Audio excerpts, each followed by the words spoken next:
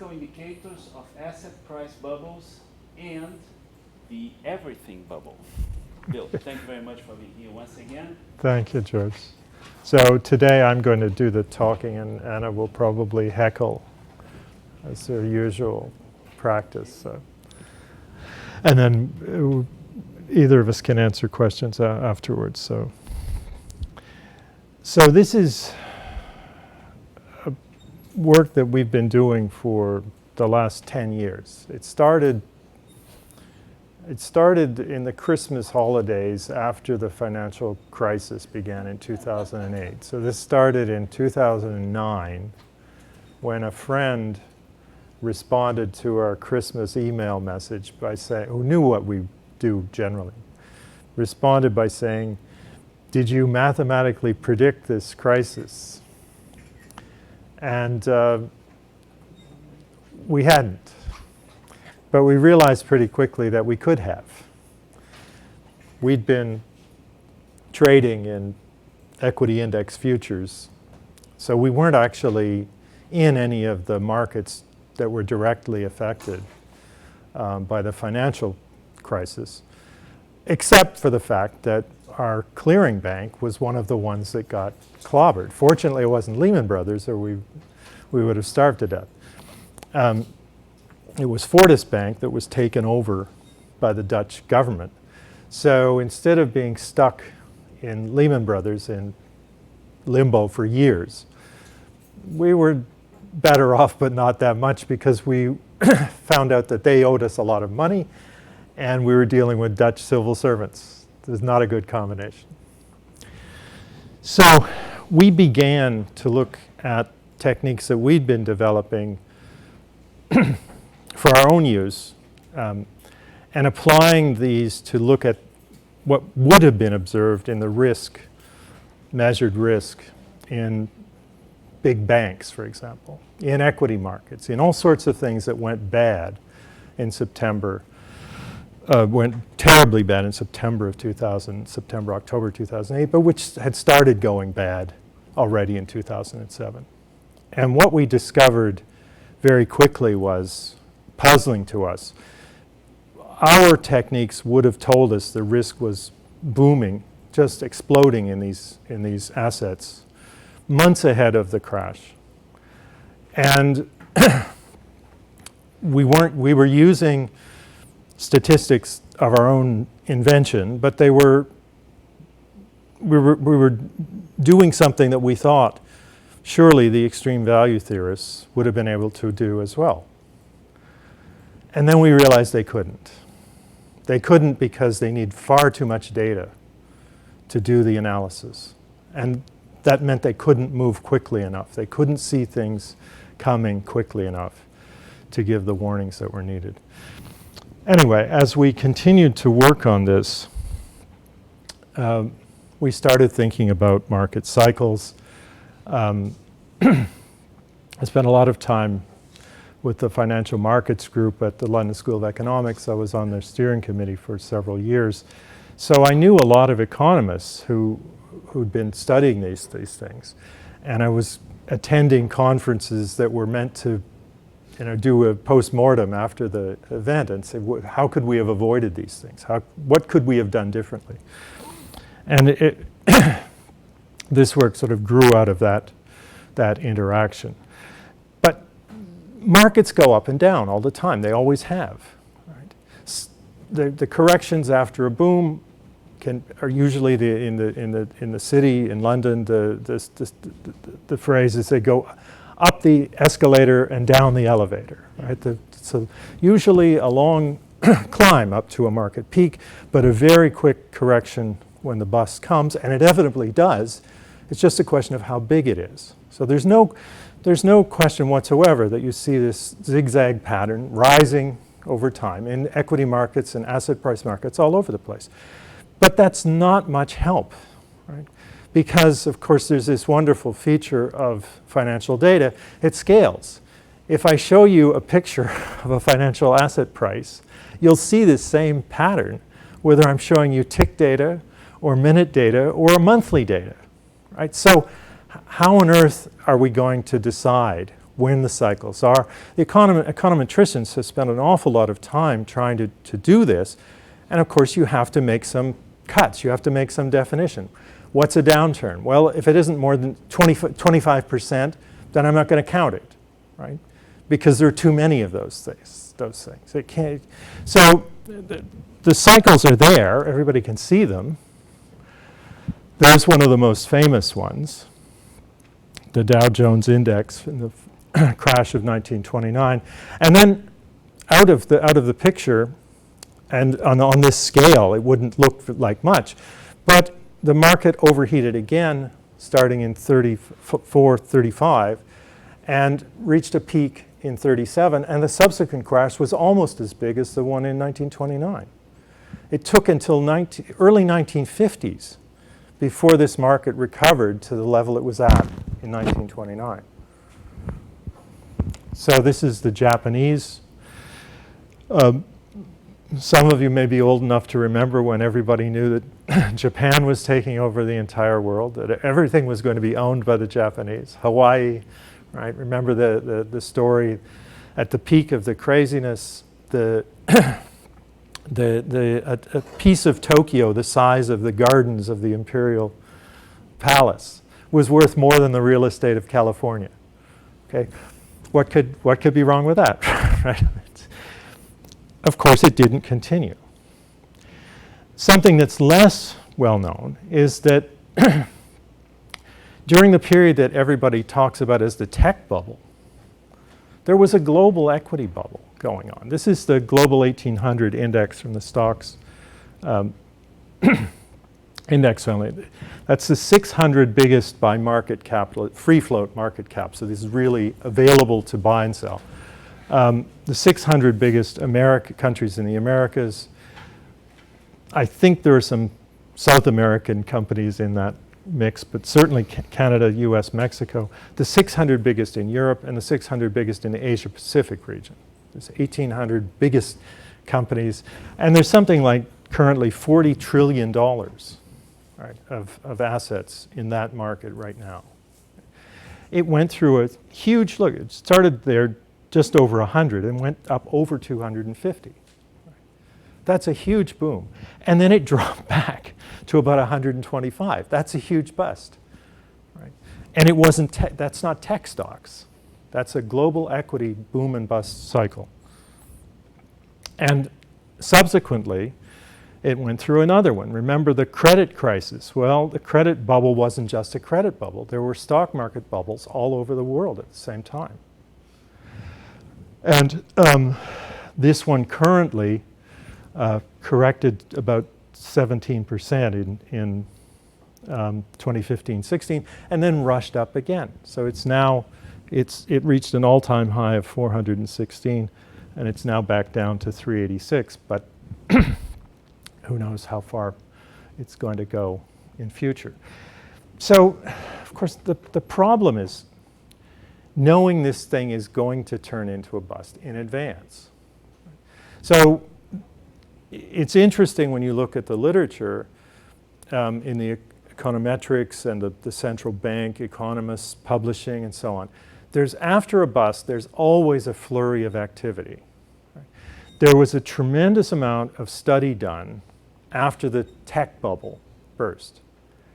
But it's academic studies, they take time. You have to think about it carefully. You have to sift through the evidence. You have to do things that you can't do in a few weeks or months. And so, and also economists have this wonderful tradition of not publishing a paper until they've already presented it in top seminars they can get it into, right? And they also have this fantastic, frightening to me, idea that whenever a talk is given, there has to be a discussant. So if we were doing what they do, one of you would have been chosen to go over these slides, or my paper, right, which I might just read to you, prior to the talk and be prepared to criticize it and make suggestions to it. So this process goes on, and it produces good work, but it takes time. So the IMF did a study after the tech bubble burst. It didn't start publishing these things until I think 2003. they looked back and said, these bubbles, and they say, well, after the fact, it dropped more than 25%. That's going to be our working definition of what a bubble is. They do a lot of damage. When I started, I left mathematics research more than 25 years ago and moved to the city in London to start working in finance, something I'd never touched before. I remember that at the time there was always a strong distinction made by economists between the stock market or equity markets and markets in general and the real economy. They had to give up on that almost completely after 2008. But after the tech bubble, they were still in this dichotomy where you could imagine an enormous decrease in the stock market and not have any impact on the real economy. But then we went through, after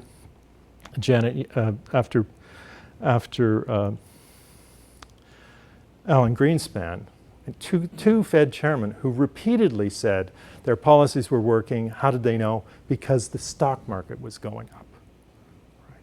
There always has been a significant link between the stock market booms and busts and prosperity in the real economy. And further studies showed that was a worldwide phenomenon. It's not just the US. But by 2013, when the economics Nobel Prize lectures were given, there's a wonderful contrast because we had there were three prizes awarded. One to Robert Shiller, who produces a cyclically adjusted price to earnings ratio, which he regards as being predictive of overheating, of things that are going to produce downstream very poor economic returns, right, to investors. And the other was Eugene Fama, who's basically famous for proving there's no information in market prices, or only a little bit and certain circumstances, right, who claims there's no way of predicting bubbles. Okay. And so there was sort of debate between them. They each gave a half-hour talk, but there was some interaction between the Fama and the Shiller talk. So here's Fama's problem. Bubble. Well, nobody ever defines a bubble. It's not a simple thing, right? The IMF cheats by saying, well, it's something where the market went down 25% or more. That's helpful. All I need to know is that I'm now in a situation where in future the market's going to go down 25% or more. Obviously, this is not a real-time definition. It's not something that allows you to do anything except look at the past. But here's Fama. The policy statements seem to mean that you've got a predictable strong price increase that then predicts a strong decline. And he claims there's no reliable evidence that these things are predictable.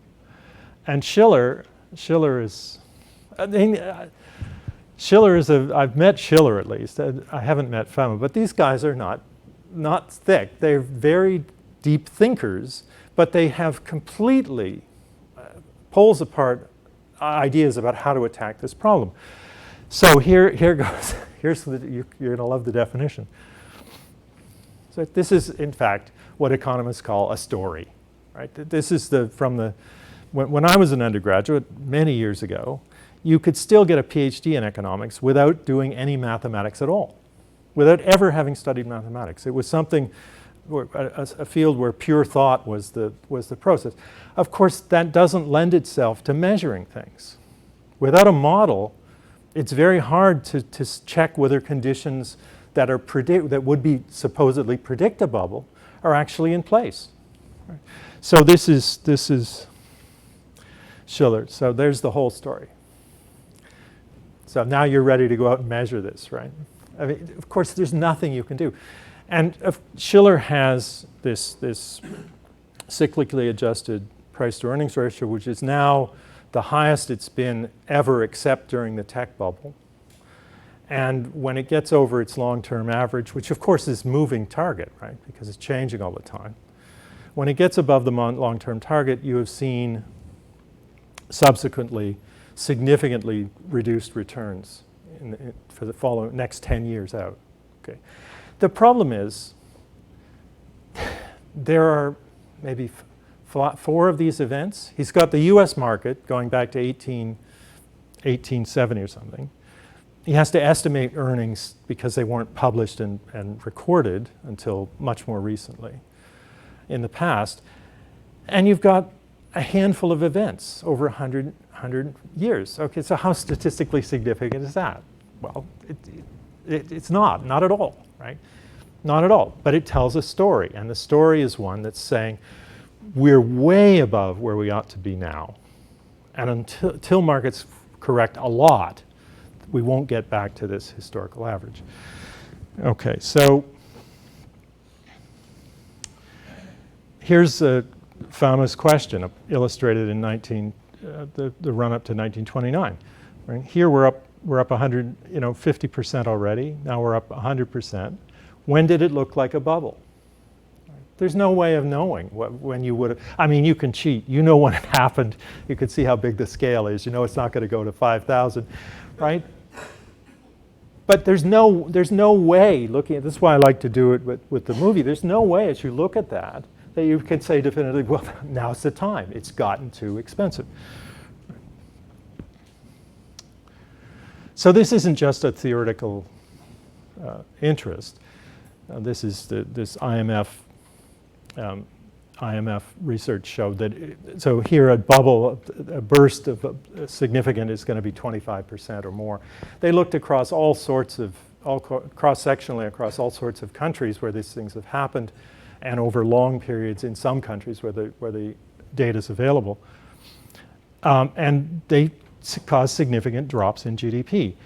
Another couple of Harvard economists looked at this and noticed that the probability of a major recession or depression, it's always a small probability, but it rises enormously after there's been a stock market crash.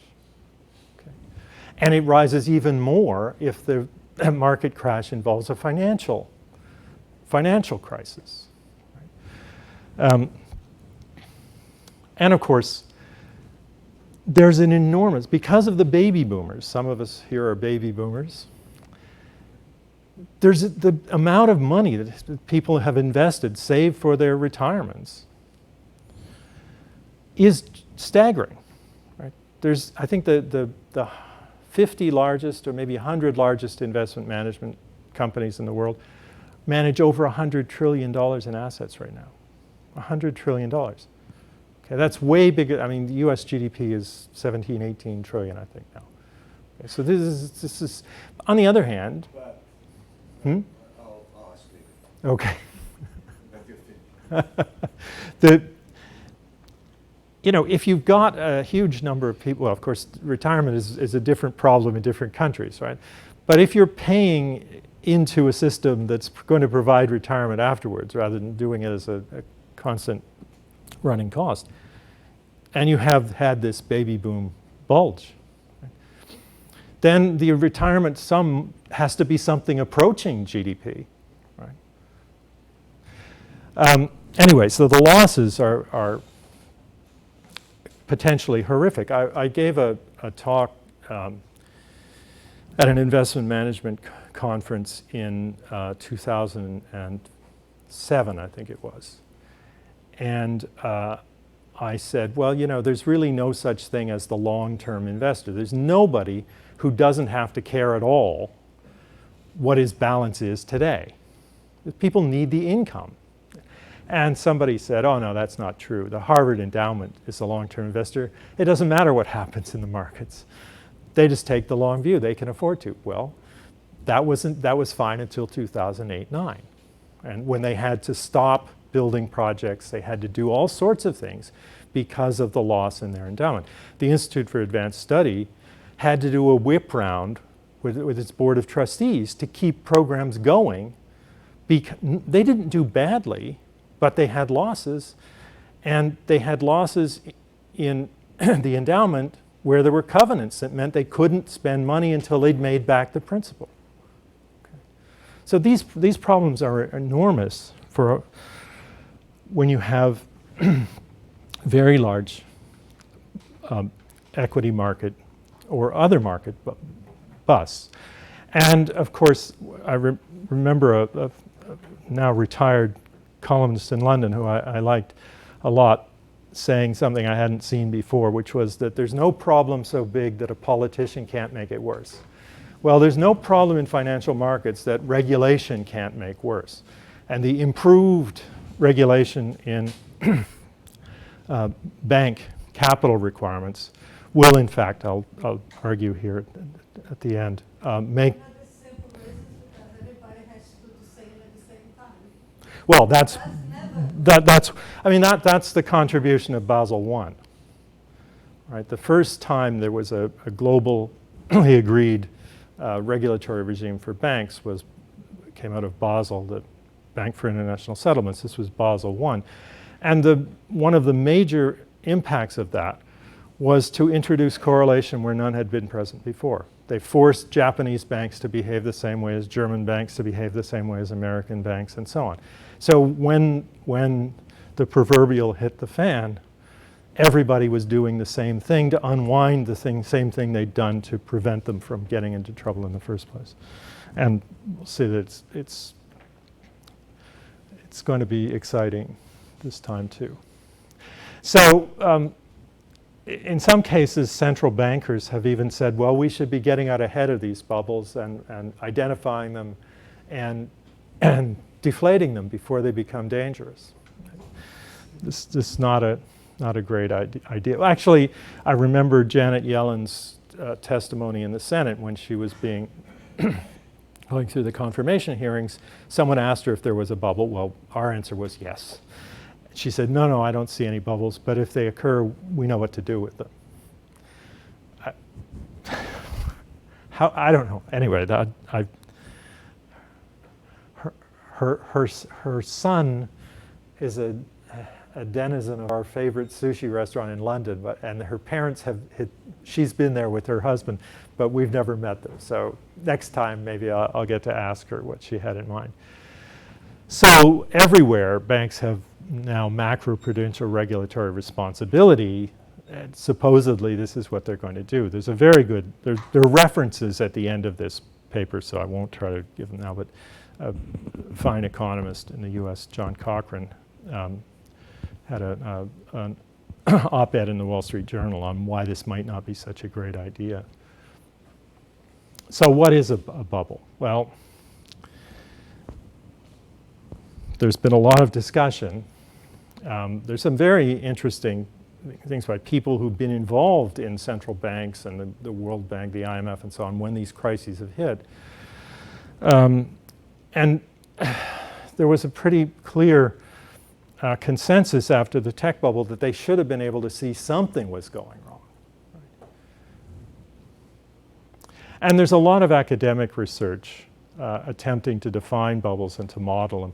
Marcus Brunnermeier, Princeton, did a survey published in 2008, so it only contains papers, I think, up to 2007 or maybe a little earlier. Some of it's going on right here. Aloysius published a paper in 2011, Jose Shankman in 2013, and subsequent ones. And there's also been research on detecting bubbles by tests on high-frequency data. Right. Now, one of the problems with that is you can't possibly get data from 1929.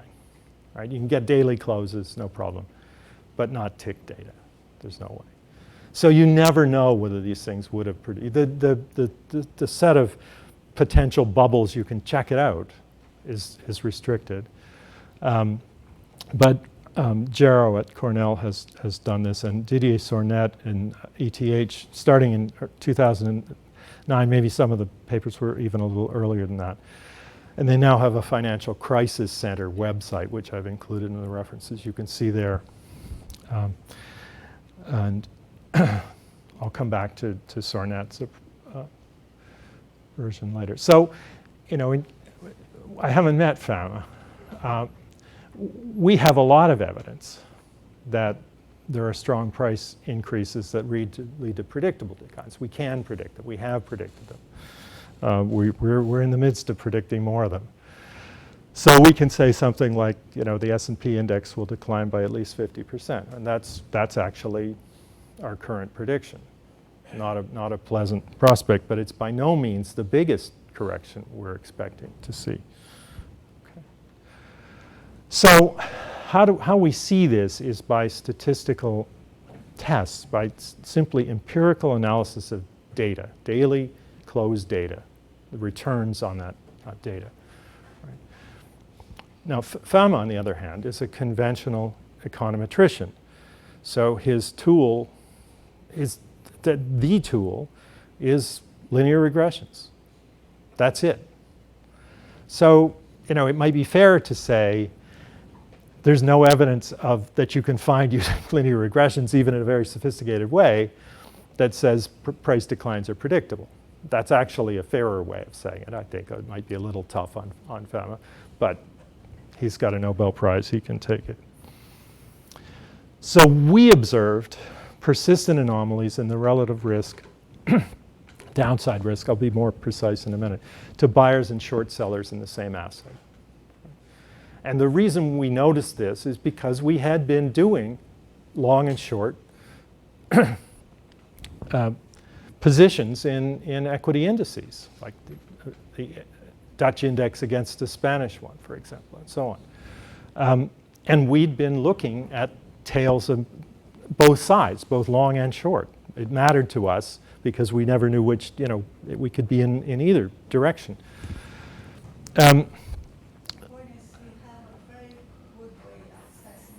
Yeah, well, we're going to give you a recipe for, you can check your own. Okay, what you need, you'll have to do this, is a good way of measuring the risk of loss in financial market tails. Okay, and we have one which that's the base of our business, so we can't tell you what that is. We can tell it. We've been telling people since 2010. How we do, what we're doing. Right? This was developed at the request of a G7 central bank and a very large international bank, which introduced us to the central bankers, actually. And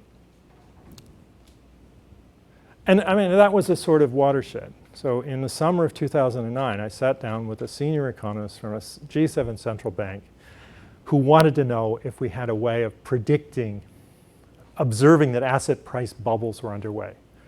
Right? A decade before, the conventional wisdom about asset prices being random walks said there's no way you could do something like that. Impossible. Doesn't exist. Right? Now they're asking us to do it, and they actually ended up paying us to provide it. Okay, so it's kind of a change in the world. So the starting point for this is value at risk. I'll just go through it for those of you who might not have seen it before. The way this is normally presented, the 99% value at risk is the worst loss 99 days in 100. It's almost always presented in a much less clear way than that. It's usually said with 99% certainty we can't lose more than this. Okay. What does that really mean? It means it's the least you're going to lose one day. That other day in 100, you'll lose more than that, at least. Okay, that's just a partition of the returns. Now, daily returns. There are 20 trading days in a month. So every 5 months, you should see a breach of the 99% value at risk. And you're not supposed to care what you're going to lose on that day. It happens every 5 months, right? So of course, it's a crazy idea that you would use that to assess the risk in your portfolio. But in fact, that's a legal requirement. Okay, the SEC, the Securities Exchange Commission in the United States, requires companies to file that information quarterly. The Bank for International Settlements developed this set of standards which were put into law all over the place, saying this is what you needed to use to measure risk. And even more helpfully, they said, go ahead and use a normal distribution to do the estimates. Right. So the VAR is just a dividing line. So here's the Eurostoxx 50 index with our updated daily. And lagged. So you're seeing today's return with yesterday's estimate of the value at risk. And you see there's a tremendous difference in the size of VAR breaches. Those things are happening. You know, they should have happened 32 times. We got a couple of extra VAR breaches in 12 years. That's okay. But you can see that it would have been very dangerous to depend on this as your analysis of how much you were likely to lose in your portfolio. So that's only the dividing line. It's actually amazing. Even, I mean, when you tell even, you know, children, a reasonably intelligent child will, if you tell them, this is how much the least I'll lose once every 100 days, right? They always ask you the question that nobody, it seems, in the banking regulation world asked. What'll I lose on the next day? Well, of course, we don't know what you lose, but statistics is designed to deal with these things. We know what you lose on average, right? And that's the piece we need. That's expected shortfall, the average loss conditional on a VAR breach. Now, that at least intellectually makes sense. I can expect that that's a useful guide to how much I'm exposed to. Over time, that's exactly what I will lose, right? I mean, this is the way casinos work. They know they won't lose every turn of the roulette wheel, but they know over time they have an edge, and they so they can make provisions to have enough cash to pay the lucky winners from time to time. Okay, and so here's the picture with the expected shortfall written in. Now you see, you still would have blown through the expected shortfall in September, October 2008. But if you'd been ready for the expected shortfall, your disappointment would have been much less than if you'd only been ready for the VAR. Okay. And most of the time, it gives you a pretty good approximate lower bound. Of course, it can't be a lower bound, or it's not the average, right? But the tails are fat enough that the distance between the VAR and the expected shortfall is big. So a lot of what happens in that range, and not on the wrong side, not on the side of the other side of the expected shortfall. Okay. So of course, none of this works. I mean, if you use a normal distribution for this, you'll get garbage, right? Because it doesn't come close to modeling the data, right? But there are lots of alternatives to that these days. In fact, last year, about this time, I gave a talk here about some ways of seeing whether your model would be better or worse than standard things like the generalized Paretos. There's a differential invariant that you can use to check that. So we check. Do we get roughly the right number of VAR breaches? It's harder to check ES breaches. So what we do is look, our tail model changes every day with the latest close. It doesn't change an enormous amount, but it changes every day. So the probability of an ES breach changes too. I can't just count. But what I can do is look at an average over an extended period and ask how many ES breaches would there be with that average expectation. And if that's reasonable, then we're happy. Oops.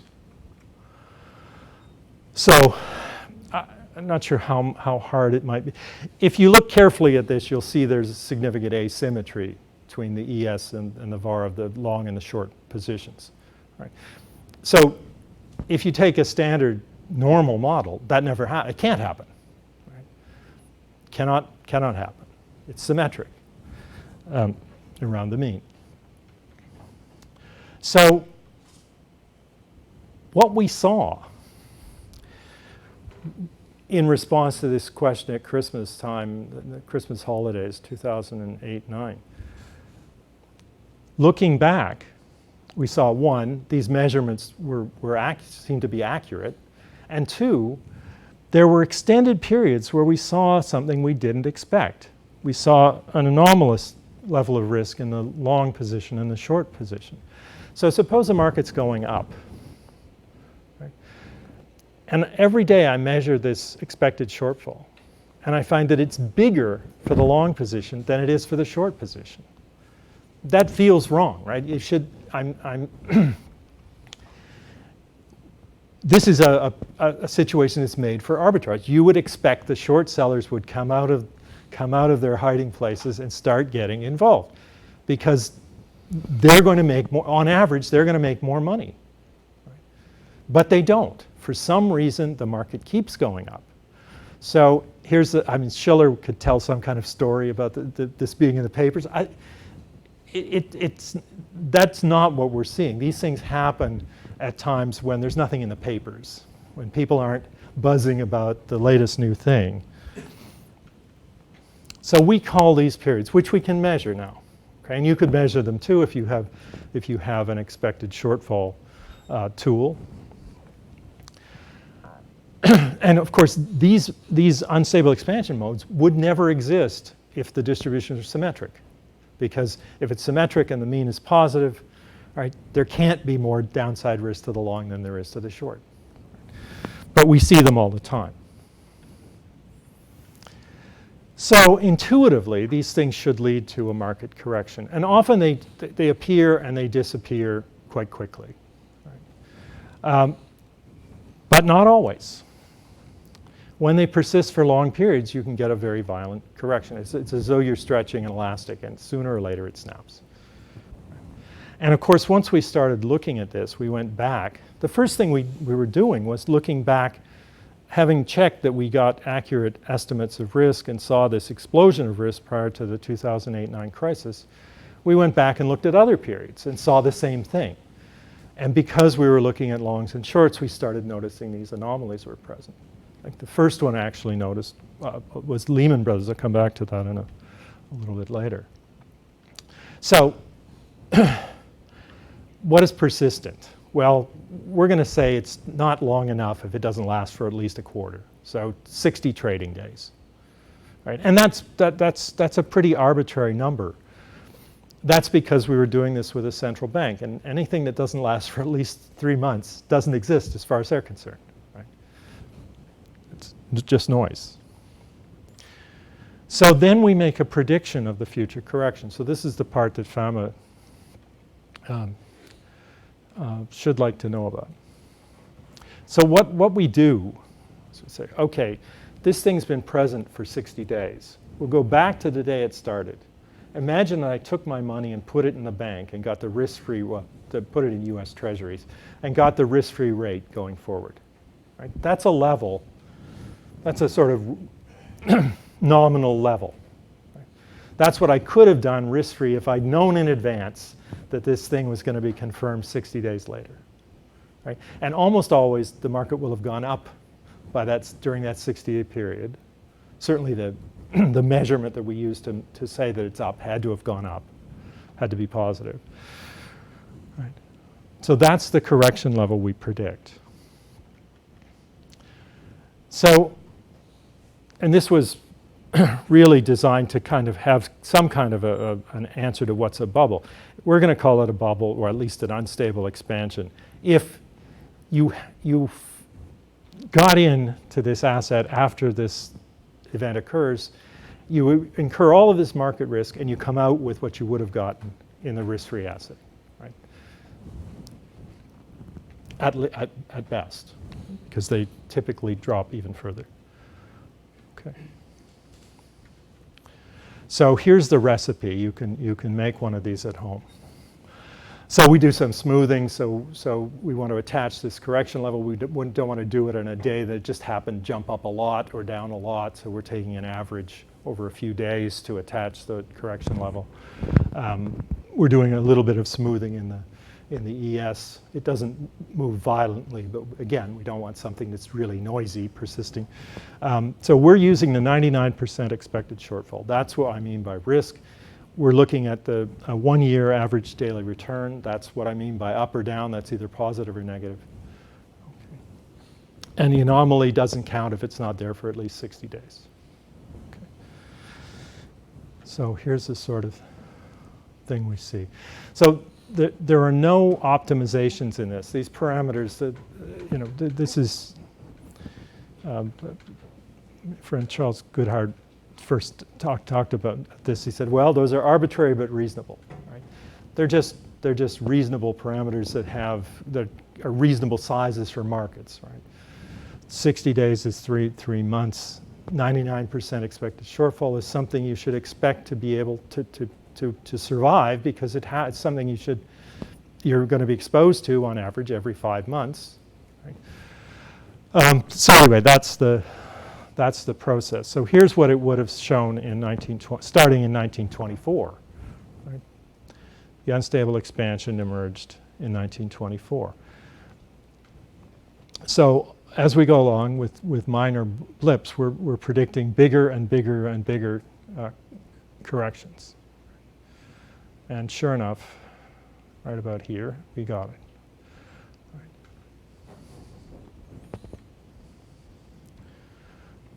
Again, in the Nikkei, it was in 1984, so 5 years ahead of the actual peak. Now, I remember more than once talking to people, so what's the point of having this prediction? If I started shorting the Nikkei in 1984, I would have gone broke. Well, if you actually want to trade these, you want to be long when it's a bubble, not short. Any trader looks at something that's looking at a bubble. That means other people are bidding it up. He knows he's never the greatest fool, right? He knows that. He goes into it, he buys it, and he prepares his exit, right? And unless he really screws up, he'll get out somewhere reasonably close to the top. Doesn't have to be the top, can be before or after. He rides it up, and then if it's an anti-bubble, he'll ride it down happily, again and again and again. So, yeah. That's a good example, where you wouldn't say by looking at the graph that's an unstable expansion. It looks flat. Well, of course, that's partly the difference in scale. It's very hard by the time you get up to the 38,000 to see. But that's right. But it actually spent a good part of the first year below the correction level. So it wouldn't have been a buy until it got above again, if I was using that as a trading strategy. Okay. So the tech bubble, as I said before, there was a global, by this measure, there was a huge global equity bubble. And its bubbliest, this so-called tech bubble, was in Germany. You know, the source of all that tech? The DAX index had the biggest bubble we measured in this period. And the credit bubble. Germany was more overheated than Greece, okay? Way more than Portugal, Spain, Italy, and so on, Ireland. All the countries that were supposedly responsible for this. European banks were grossly overheated, much more than British banks or American banks. Right? Doesn't go with the story. So this may be a little hard to read from the back, but those are just the biggest one of these that we've recorded so far is that Dow Jones. Actually, that's no longer true. Assuming that the ones we're seeing now do actually collapse, some of them will collapse more than 70%, pushing on 80% in some cases. Okay. 2000, I put this chart together originally in 2014 because I have a French-Greek son-in-law. I was getting tired of hearing how the Greeks had blown up Europe and the Spanish and the Portuguese and the Irish had blown up Europe. How about the Germans? Right? This was a horrific bubble in Germany. Right? And I was also getting very tired of hearing about how those evil American banks had blown everything. The European banks were in an incredible bubble. Their prices were inflated by this measure to an outrageous degree. And all of these things subsequently corrected at least as far as we predicted. So this is what again, at some point you get tired of doing yet another example, another country, let's check this country, same thing. So that's when we started looking at this global 1800 index. Also, the stocks indices, it's stocks.com, it's owned by the Swiss exchange. Very useful set of indices. You can't, they give indices in all sorts of different currencies. They give them dividends reinvested, after tax, price, and so on. So, unfortunately, they've sort of scrunched down the public access, so you can download data only for a year, I think, at a time. What's the slope? Yeah, sorry. So that's the risk-free rate. Remember when we had interest rates? Well, of course, in Brazil, they never totally went away, right? But that's just following the US Treasury, 3-month Treasury bill rate. And of course, this is one of the things the central banks responded to. They say, if we'd raised the rate, that gap would have been lower, right? Which is true. Would it have been useful? Well, that's harder to know. Yeah, but then people start going from the stock market towards the, and so it's Who knows, right? Yeah, it's not encouraged, right? You know, the more reasonable thing might be that if you could identify sectors that were overheating badly within an economy, it might be reasonable to get the banks to put less of their eggs in those baskets. But even that, it's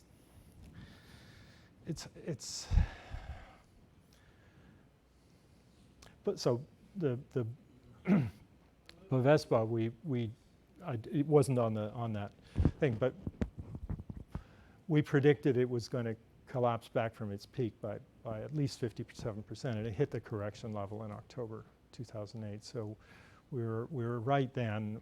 Maybe we're not right this time, but this technique says the Brazilian equity market's got 36% to go. Okay. And that's in a bubble that really only started in December of 2016. Okay. After the 2007-8 crash, Brazil went sideways for quite a while, but then it started shooting up again, December 2016. Like everything else. Okay, so there was the U.S. market and an awful lot of other markets corrected fairly substantially in 2015-16, but then central banks started pumping things up again, and off it all went to the races. So here's what it looked like for the whole, you know, the biggest 1,800 companies in the world.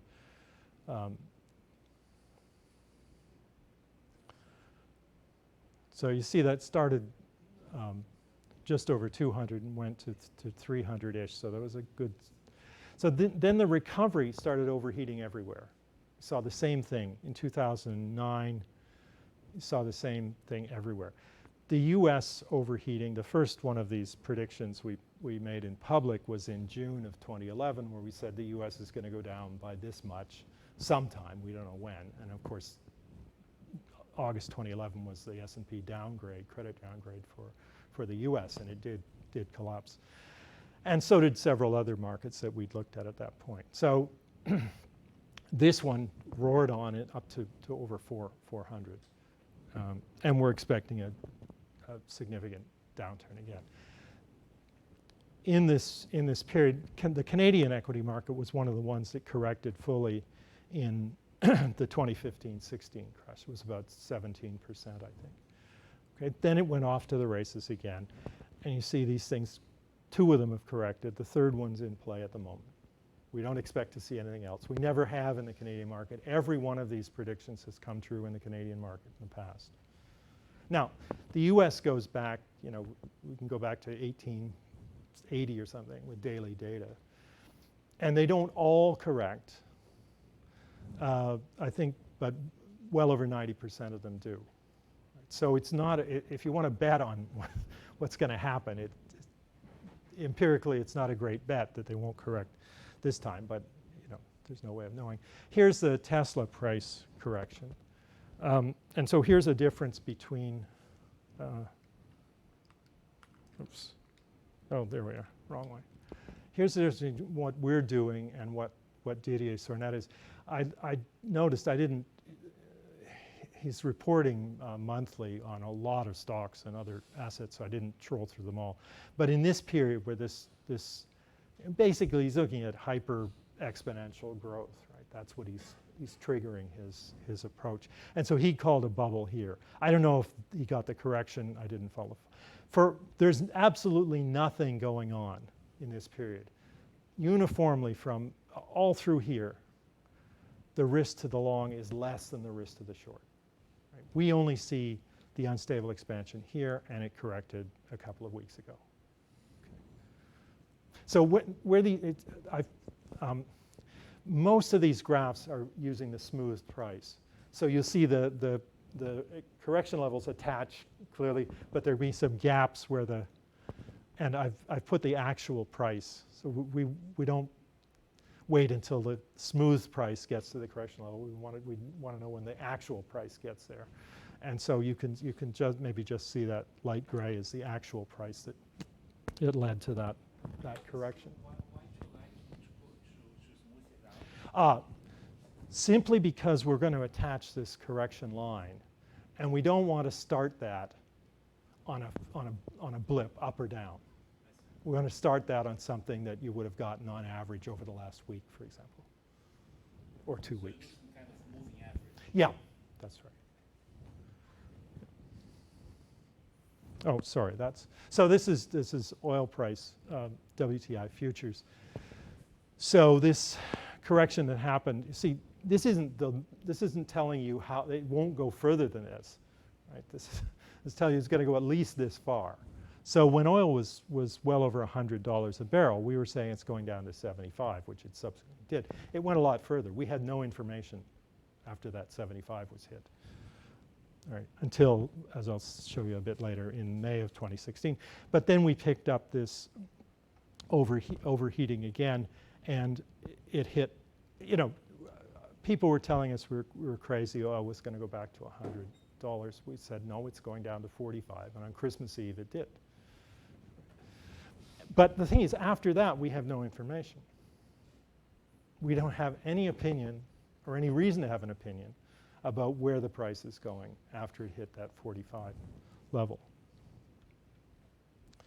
So, anti-bubbles, right? Intuitively, this is just panic selling, right? Makes as much sense as panic buying. And in fact, the first one of these risk anomalies I noticed was with Lehman Brothers, where I noticed that the risk to the short was way higher than the risk to the long going into that horrific period where it was crashing. I thought, what's going on, right? What's going on? Well, this is what was going on. It was an anti-bubble. It was exactly the opposite of the unstable expansion. So the way we like to think about this is imagine a formal short seller. He doesn't just sell the thing and wait to collect his money. He's very, very aggressive. He rebalances his position every day. So he keeps putting it on black, or red rather, okay? So that's not the same. So because of compounding, that's not the mirror image of the actual asset NAV, right? After one period, it starts diverging from that mirror image, right? And in fact, but we're imagining this person. You could do this. You wouldn't advise it. But the idea is, suppose you were doing that, and that was the price history instead of the real one. Well, that guy would observe a boom. He would observe an unstable expansion, right? And that's the way we can give a correction level. So every day he gets minus the market return, and he compounds them. So it's a feature of our tail analysis. He's going to see an unstable expansion where the real price is unstable contraction and vice versa. And so every day there's a return that would take his imaginary NAV back down to his correction line, which is defined exactly as we did before. So we just apply that return to the actual price. Right? Now that's going to give us a wavy line. But that's the correction level. And that's oil after collapsing through our $75 price, much lower, went into an unstable contraction where it looked like it was going, who knows how far it was going. Of course, it's a commodity. Commodities don't go to zero, okay? Asset prices like Lehman stock can go to zero. Different game.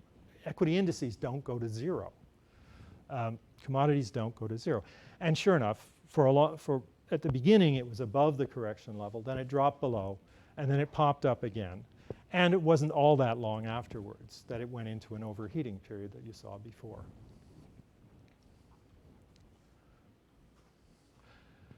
So the thing is, this formal short seller should expect his correction level to be hit, because basically he's taking more risk all the time, right? He can lose more than 100%, right? Because the stock can go down, but he's fine. As soon as this goes up, he loses all of that, and it could go up. I mean, in principle, it could go up 100% in a day. In fact, if you look in these big collapses, the biggest up moves ever are in periods where the market is crashing. So for Lehman Brothers went up more than 50% one day. Of course, it was a penny stock by then. So, but if this imaginary short seller would have been wiped out.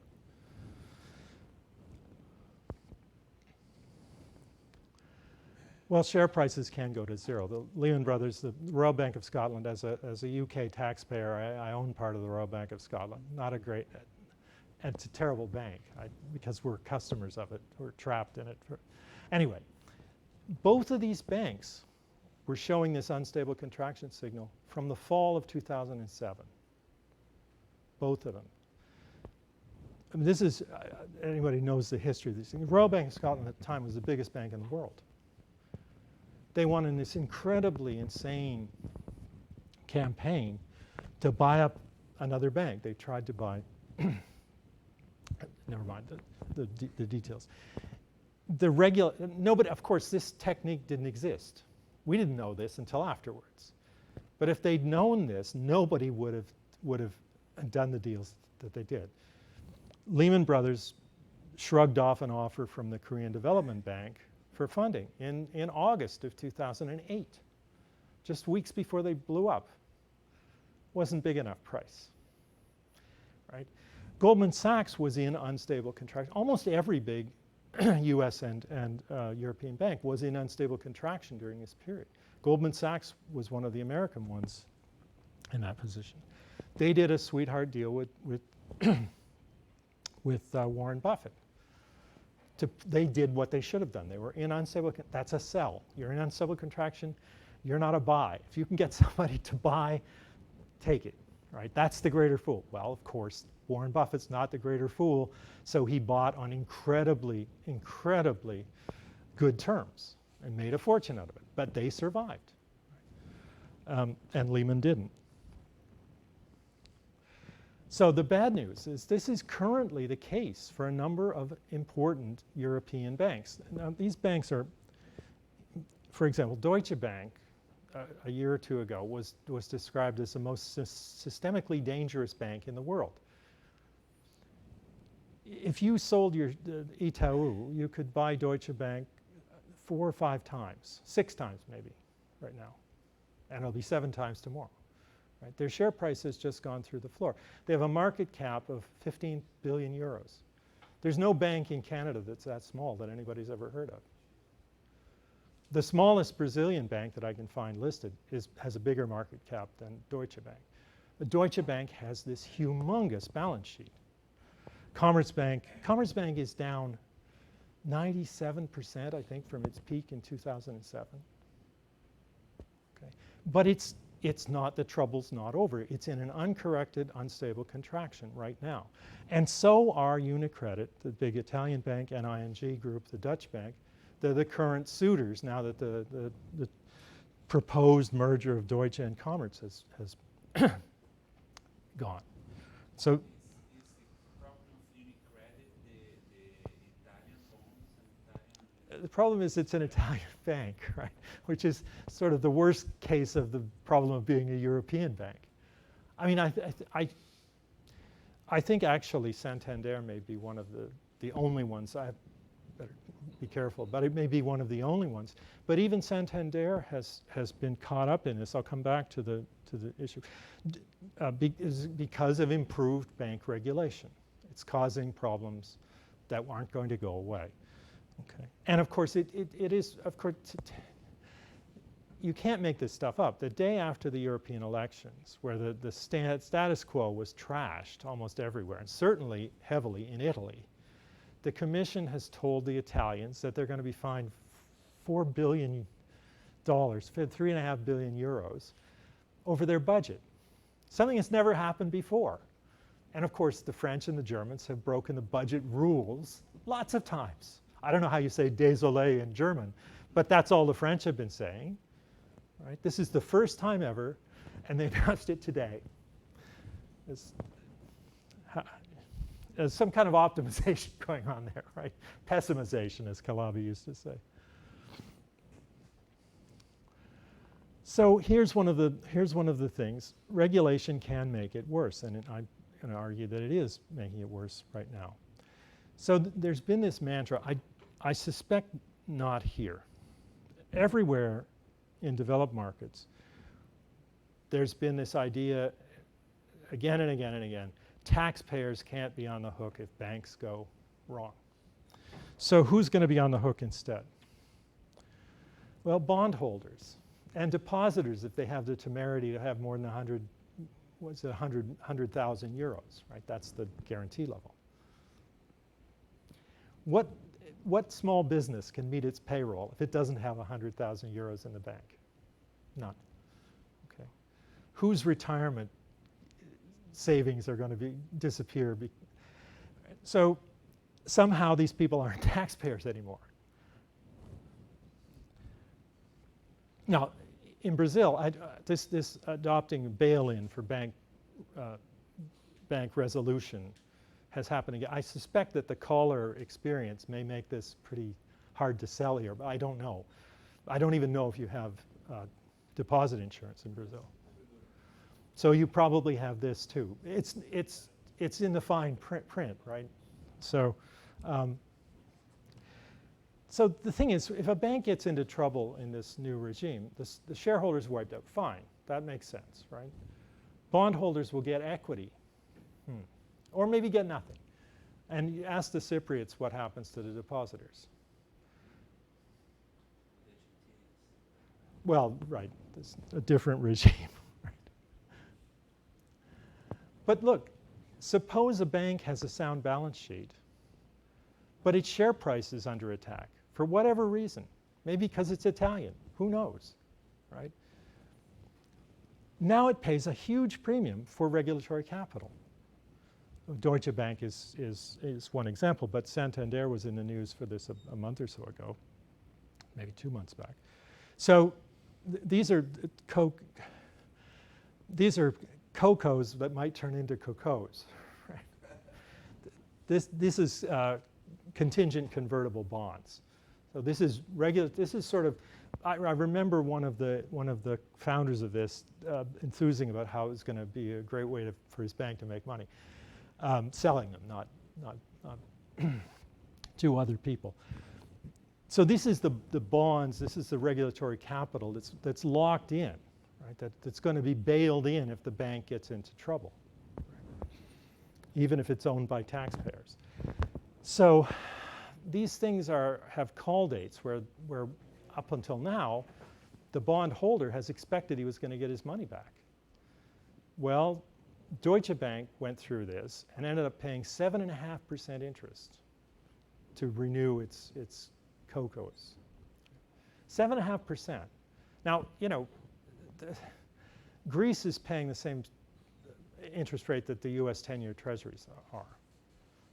German government debt is negative interest rates.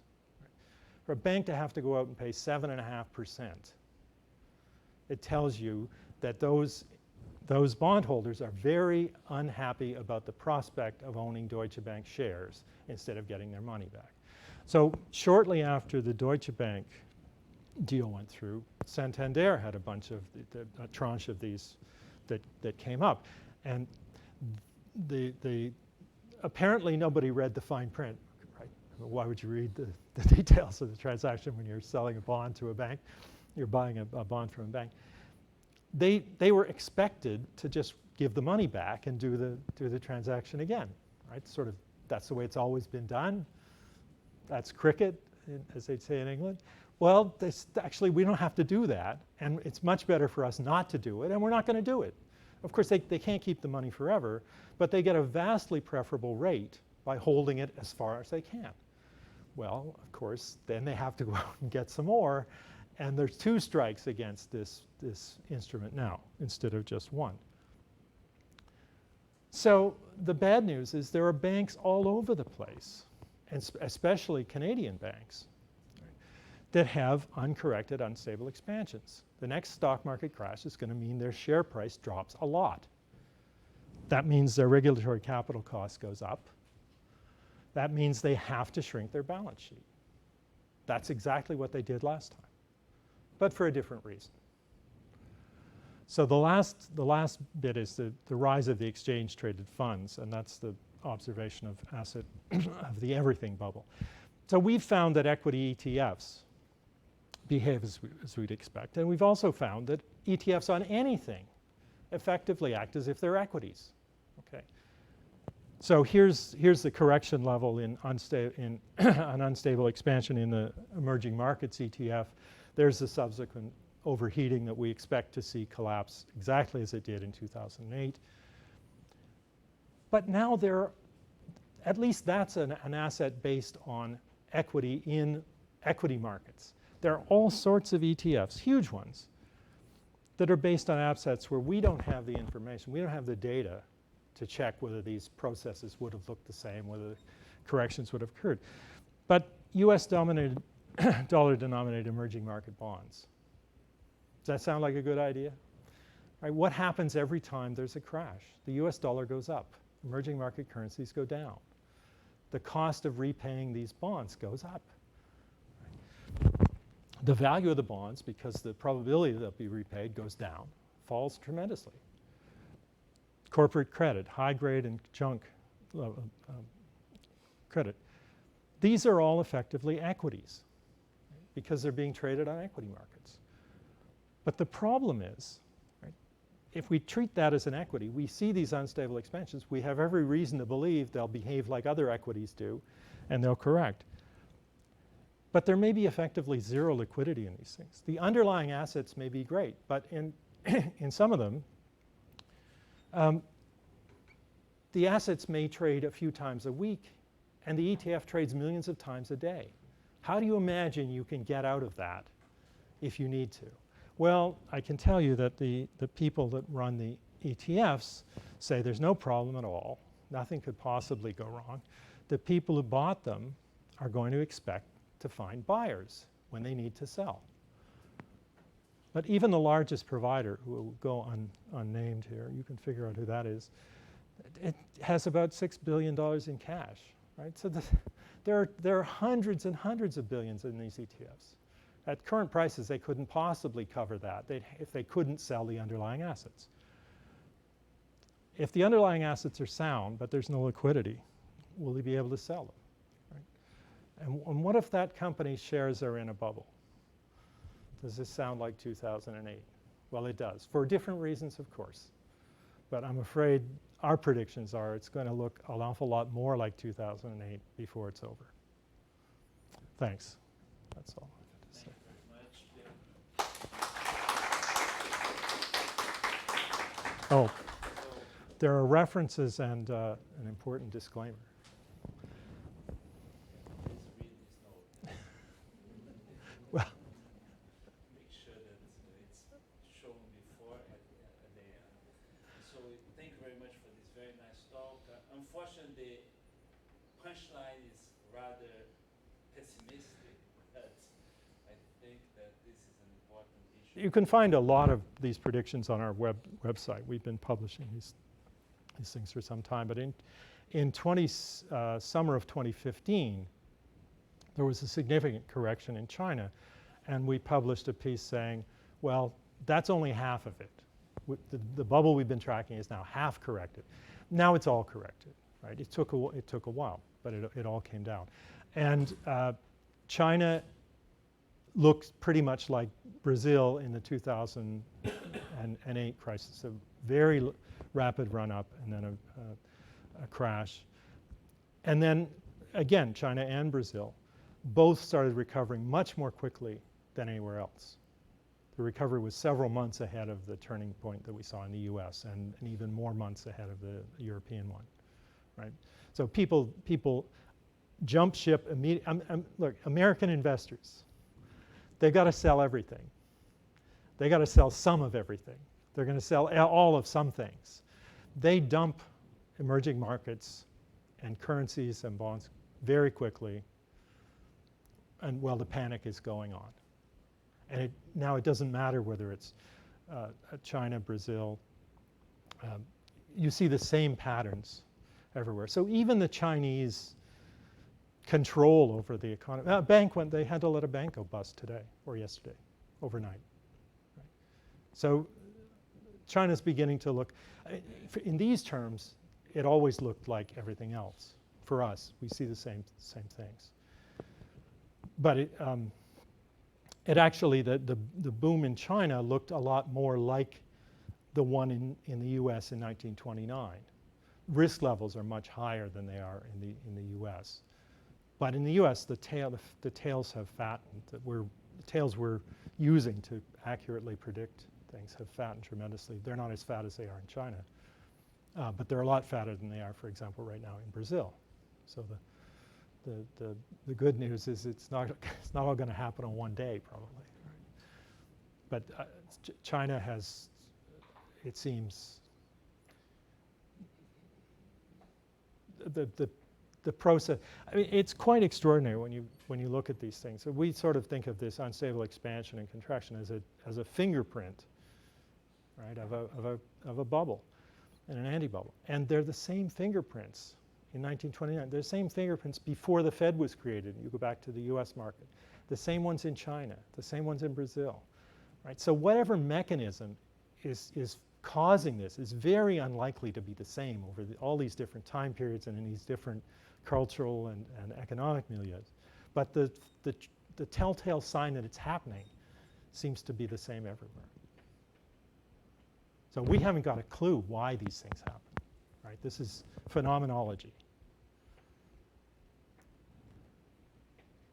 Just one methodological stupid question of mine.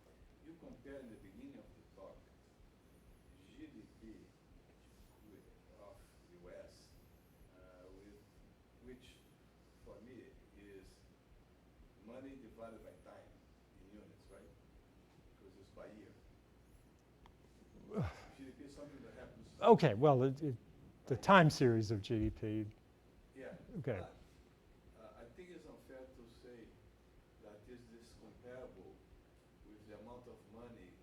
That doesn't matter for anything else in your talk. But you say, okay, we baby boomers, we all this tremendous amount of money, right, all over the world. Okay, somebody else does, not me. But No, not me either. This is the gross money. This is not by year.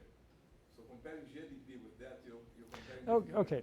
No, okay. So it's no, but I'm just it's really the use of GDP was really just to try to get a scale attached to these things.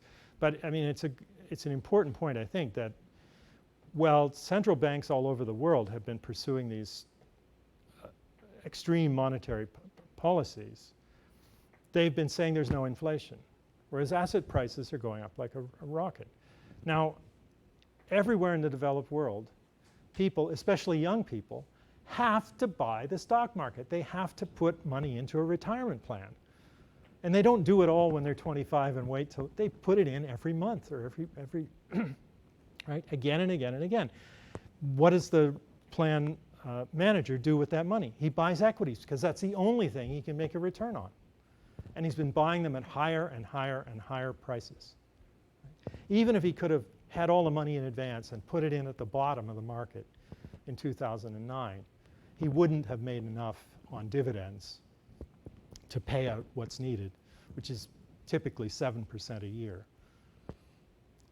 He has to depend on capital gains. So he has to be selling that stuff too.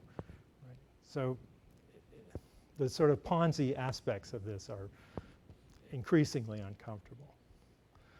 And I mean, after the tech bubble, Charles Goodhart at the London School of Economics suggested that central banks should be taking asset prices, not just their favorite inflation measure from which they've removed everything that we find expensive that they try not to care about. They should be looking at asset prices more generally. But nobody's made any move to do that. So for me, the upshot is that it's already bad for us, baby boomers, but the good news for us is that it's going to be worse for them. Right? Well, there was I recently, see if I can get this right, it was a Soviet Union joke where the pessimist was somebody that says everything is terrible and it's never going to get better. And the optimist said everything is terrible and it can't get any worse. Well, on that note, let's thank Bill again. Thank you very much. Thank you.